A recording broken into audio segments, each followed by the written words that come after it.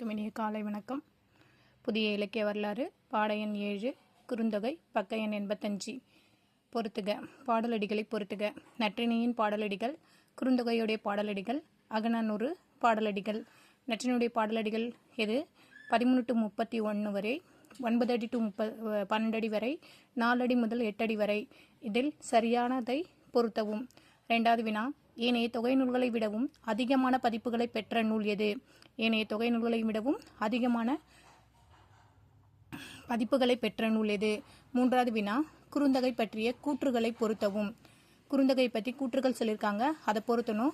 1, குறிய அளவுடைய செய்யுள் கொண்டது குறுந்தொகை அப்படின்னு சொன்னவர் யாரு? 2, குறிய அடிகளை உடைய செய்யுள் கொண்டது குறுந்தொகை அப்படின்னு சொன்னவர் யாரு?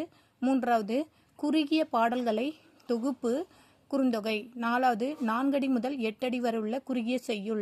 ஆ. சிதம்பரன், சாமிநாதன் சிதம்பரநாதன், போவே சோமசுந்தரனார், உவேசா என்று குறுந்தொகை பற்றிய கூறியவர்களை சரியாக பொருத்தவும். நன்றி. முயற்சிதான் வெற்றியை தரும். உங்களுக்கு நேற்றைய வினாக்களுக்கான விடைகள் தெரிந்து கொள்ளவும் என்றால் என்னுடைய ஃபுல் வீடியோவில் 3 வினாக்களுக்கும் விடைகள் கொடுக்கப்பட்டுள்ளது. நீங்கள் பார்த்து கொள்ளவும். நன்றி.